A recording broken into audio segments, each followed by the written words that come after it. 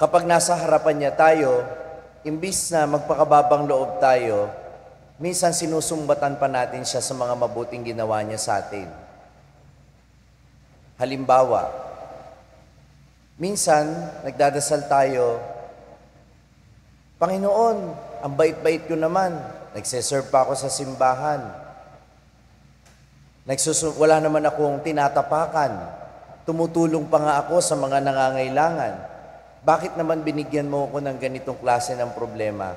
Yung ganyang klase ng mentalidad, una, hindi naman minamasama ng Diyos kung ganyan tayo magsalita dahil malamang sa hindi naman natin naiintindihang masyado ang sinasabi natin.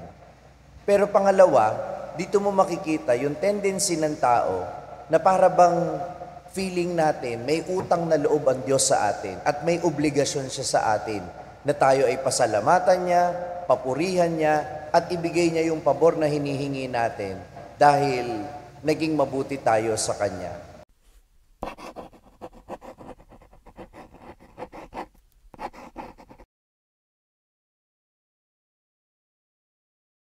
Sumainyo ang Panginoon. At sumayo Ang rin. mabuting balita ng Panginoon ayon kay San Mateo. Papuri sa iyo, Panginoon. Noong panahong iyon, may isang lalaking lumapit kay Jesus at nagtanong, Guro, ano pong kabutihan ang kailangan kong gawin upang magkamit ng buhay na walang hanggan? Sumagot si Jesus, Bakit mo ako tinatanong kung ano ang mabuti? Iisa lamang ang mabuti.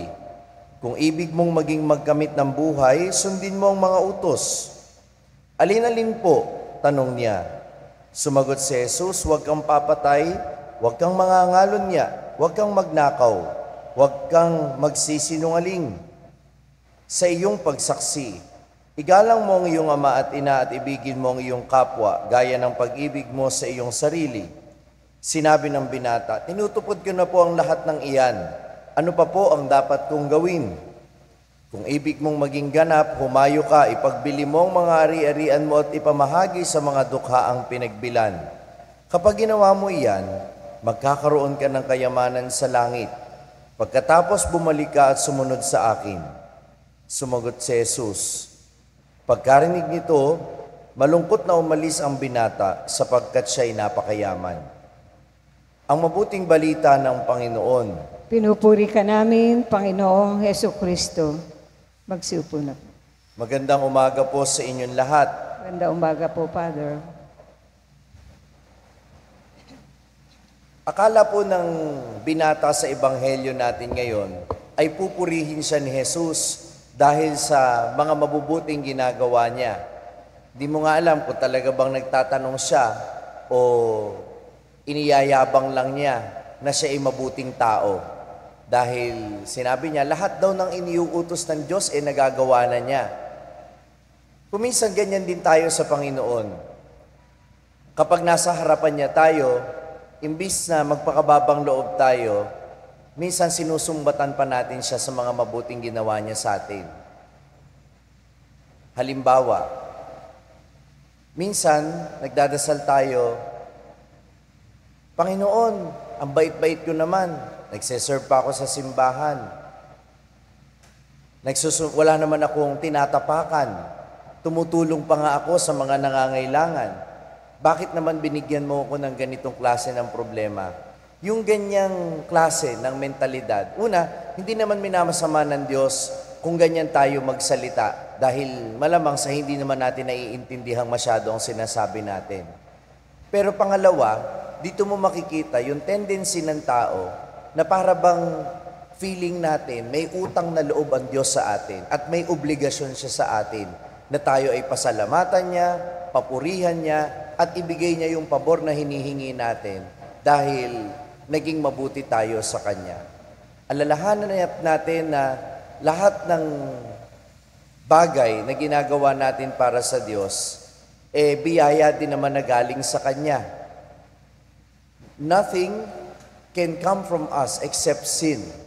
Lahat ng ginagawa natin, yung paggawa natin ng mabuti, lahat ng iyan ay bunga ng biyaya ng Diyos. Kaya wala tayong maisusumbat sa Kanya. Kaya na ang sabi ng Panginoon, o sige, Kung gusto mo talagang maging ganap, kung gusto mo talagang makasunod ng ganap sa kalooban ng Diyos, iwanan mo ang lahat ng pinanghahawakan mo at ang Diyos lang ang panghawakan mo. Yun ang ibig sabihin ni Jesus na ibenta mo ang lahat at ibigay sa mga dukha. Para sa mga ilang santo, literal ito, kagaya kay San Ezequiel Moreno, iniwan niya lahat ng mga bagay na meron siya para sumunod kay Kristo.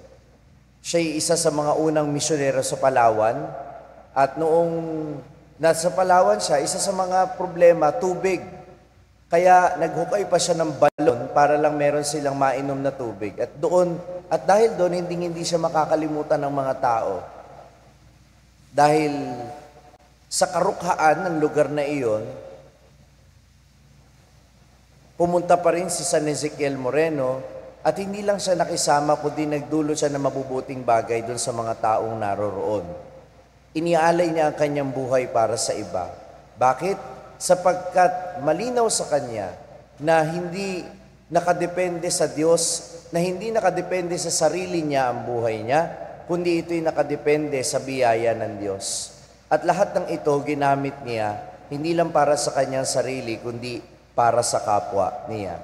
At ito yung pinapaalala sa atin na ang kaligtasan natin at kung paanong gumagawa tayo ng mabuti dahil sa biyaya ng Diyos, ipinapaalala din ni Jesus sa binatang ito, ganun din ang kaligtasan. Kasi ang tanong niya ay, paano siya makakarating sa langit? Paano siya maliligtas? Ano ang dapat niyang gawin? Minsan iniisip natin ang Diyos nagbibilang ng ligtas points. Na ang Diyos dumidepende lang sa kung ano yung ginagawa natin. Hindi. Kahit may gawin man tayo o wala, basta loobin ng Panginoon na iligtas tayo, maliligtas tayo. Kaya huwag kayong magtampo. Halimbawa, yung tao na habang buhay naman hindi nag-serve sa simbahan, habang buhay hindi naman naging palasimba, tapos sa mga huling araw ng buhay niya, doon siya naghabol, doon siya nagsisi sa kasalanan, at yung iba nga kung kailan mamamatay at saka lang nangumpisal at nagbalik loob sa Panginoon, baka maligtas din yun. Huwag kang magtatampo kasi ang kaligtasan hindi nakadepende sa atin, ito'y nakadepende sa Diyos. Kaya ano ang itinuturo sa atin ngayon? Maging malinaw sa isip natin na ang lahat ay biyaya. Sabihin nyo nga, everything is grace. Lahat ay biyaya. Pati ang kaligtasan, biyaya yan. Hindi yan premyo na ibinibigay sa mababait o nagbabait-baitan. Hindi yan premyo sa mga taong maraming na-donate sa simbahan. Hindi yan premyo para sa mga taong maraming sinasalihang organisasyon. Hindi yan premyo para sa mga taong nagsasabing sila'y napakaraming nagawang mabuti. Hindi. Biyaya yan. Tang nais ni Jesus, ang panghawakan natin ay yung kanyang pagpapala, yung kanyang biyaya, at hindi yung ating sariling lakas, hindi yung mga nagawa natin sa mundo. Dahil bandang huli, magugulat tayo, hindi naman pala nagbibilang ang Diyos. Dahil kahit gaanong karami ang ginawa mo, kapag ito ay hindi naman pala tao sa puso mo, baliwalaling ang lahat.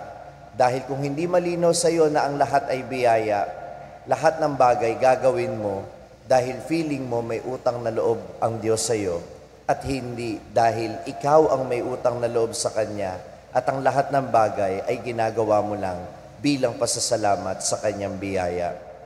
Tayo ay dumalangin kay San Ezequiel Moreno, lalo na para sa mga cancer patients, dahil siya ang patron ng mga cancer patients. Panalangin natin na lalo pang idepende ng mga may cancer ang kanilang buhay at ang kanilang kalooban sa biyaya ng Diyos. Amen. Na-inspire ka ba sa narinig mong mensahe ng ating pagninilay ngayon? Abay, huwag mong sarilinin yan.